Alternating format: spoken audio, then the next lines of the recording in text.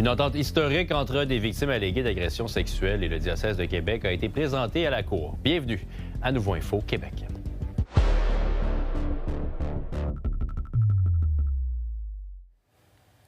Bonsoir tout le monde, bon jeudi. L'entente proposée par le diocèse de Québec à des victimes alléguées d'agressions sexuelles est de 31,5 millions de dollars. Félix-Antoine Audet était au palais de justice. Félix-Antoine, comment les victimes ont vécu cette journée naturellement très significative? Bien évidemment, Jean-Simon, tu ne seras pas surpris d'entendre que c'était une journée émotive. Beaucoup de témoignages, beaucoup de récits, mais le mot qui revenait régulièrement, c'est historique, hein, comme tu l'as dit, parce que si l'entente est entérinée par la juge, bien, on parle du plus gros montant jamais accordé par un diocèse de la province du Québec envers des victimes alléguées d'agressions sexuelles. Là, on parle d'abus de 1940 jusqu'à 2024 qui sont présentés dans cette action collective. Et honnêtement, on pourrait prendre le bulletin de 10 minutes au complet ensemble et je manquerai de temps pour te raconter toutes les histoires touchantes qui ont été données à la juge aujourd'hui. L'impact sur la santé mentale, sur les familles, sur la vie des gens qui ont été touchés. C'est tout ce qu'on a pu entendre au courant de cette longue journée d'audience, ainsi qu'évidemment d'autres petits détails, mais c'est ce qui a retenu le plus l'attention. J'ai pu parler aux deux demandeurs originaux de cette action collective pour voir comment ils voyaient cette journée. Moi, j'ai 86 ans, là. Mais le petit gars qui s'est fait voler à 13 ans, il suit tout le temps. Puis de voir qu'on a un système de justice qui fonctionne, qu'on a des professionnels de la justice pour nous représenter, les mots me manquent, là. J'ai accepté l'entente parce que j'en ai assez de jouer là-dedans. C'est sûr que j'aurais pu continuer encore, mais j'ai une vie à vivre, là. Je vais avoir 70 ans bientôt. Fait que ça suffit, là. Puis je suis vraiment content de mettre ça en arrière une fois pour toutes, là. Ça frappe ces témoignages-là, Félix, et on sent quand même une certaine amertume envers l'Église catholique chez les victimes. Oui, même si ce qui est revenu le plus souvent, c'est la possibilité de tourner la page, le baume que cette résolution allait amener.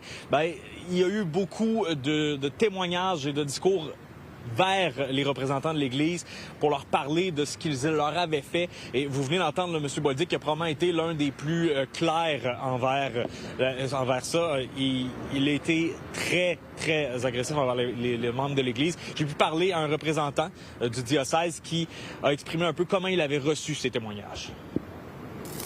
Les gens espèrent qu'à partir d'aujourd'hui, une page va se tourner. Je peux comprendre. Et j'espère qu'ils trouveront un jour un chemin pour la paix, pour eux-mêmes d'abord. Et c'est pour ça que nous avons tout déployé l'énergie, même en plein été, comme a dit Mme la juge, pour justement faire avancer ce dossier-là pour eux. À suivre si ce sera entériné par le juge. Merci beaucoup, Félix-Antoine. Plaisir. Maintenant, un chantier majeur lié aux infrastructures en eau à Lévis pourrait être retardé. En fait, c'est le conflit de travail entre les ingénieurs de la fonction publique et le gouvernement qui serait à l'origine des retards. Voici les explications de Juliane Perrault.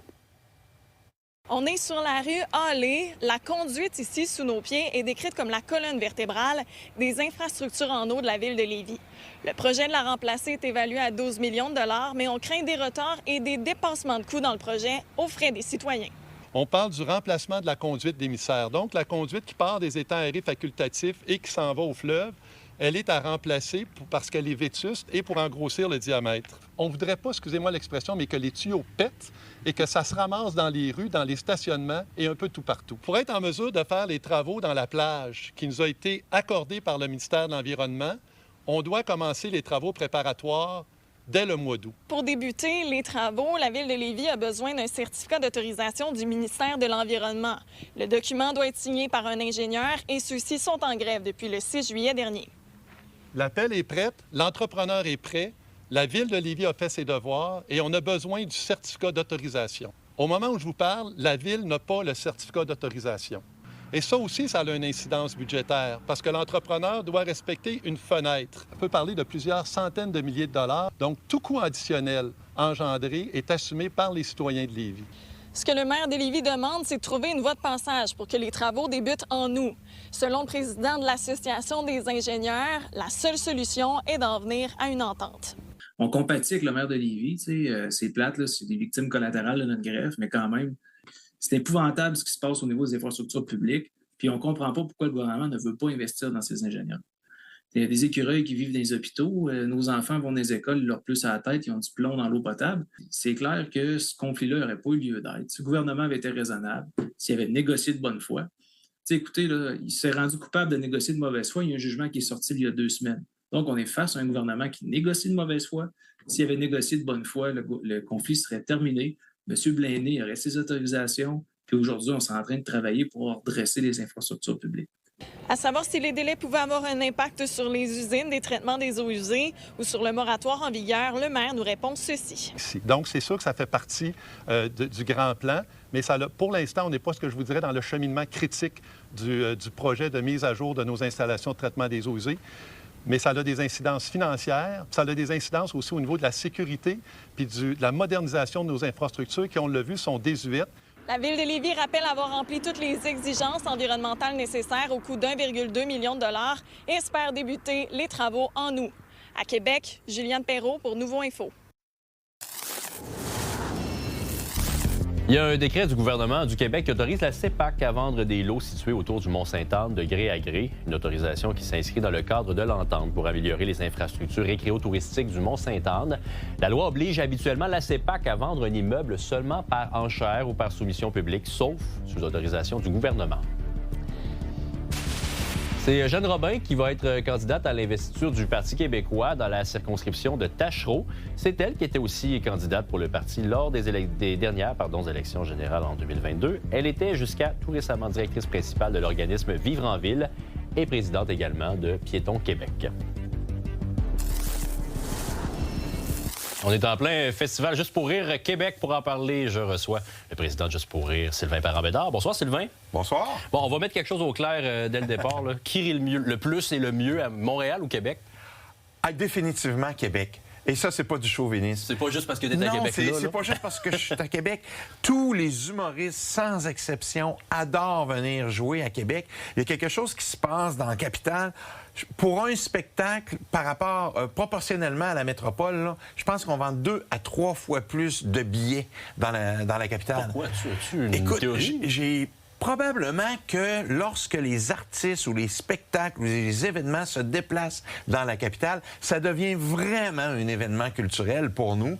Puis on aime rire, bien sûr, mais je pense que c'est le côté événementiel. Parle-moi justement de l'événement en question, le Festival Juste pour rire Québec. C'est quoi son identité? C'est quoi qu'il offre aux spectateurs? Bien, on offre des exclusivités pour Québec. C'est des produits qu'on ne peut pas voir ailleurs au Québec, ailleurs dans l'année. On a les galas Juste pour rire qu'on vient de terminer. On débute les Roses Juste pour rire dès ce soir avec Marie-Mé qui va être roastée au Palais Montcalm. Et on a des cartes blanches exclusives au parc Georges V. Des spectacles que les gens vont pouvoir venir voir gratuitement en extérieur, mais qui est impossible de voir ailleurs durant l'année. On parle entre autres d'Adib Al-Khalidé avec son hostie de line-up, qui aime autant l'appeler comme ça. Et on parle aussi d'Arnaud Soli. Mais on a aussi quelque chose de grandiose, Les Misérables, qui sont au Grand Théâtre de Québec. C'est pas drôle pantoute, ça, Les Misérables. Pourquoi Juste pour rire chapeaute Les Misérables? C'est une bonne question. C'est que Juste pour rire s'est lancé dans la comédie musicale depuis de nombreuses années. Et c'est un volet quand même théâtral, qui est complémentaire. Parfois, ils sont comiques. Parfois, c'est un peu moins comique. Cette année, on a choisi Les Misérables. Pourquoi? C'est la plus grande comédie musicale mondiale, le plus grand nombre de billets vendus, puis de pouvoir l'accueillir ici au Grand Théâtre de Québec avec de nombreux artistes québécois qui jouent entre autres au West End à Londres, à New York, mais aussi des Québécoises de la place. Moi, je trouve ça très, très intéressant d'offrir cette possibilité-là aux touristes et aux citoyens de la capitale. Tu vois le Festival Juste pour rire Québec aller où dans les prochaines années?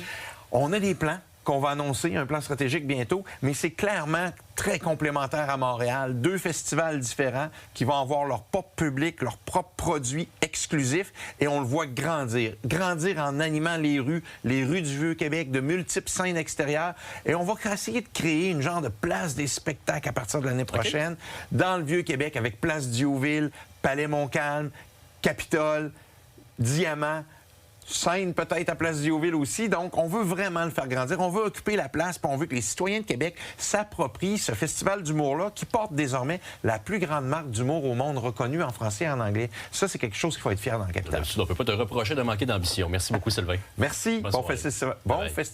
Bye-bye. Bye.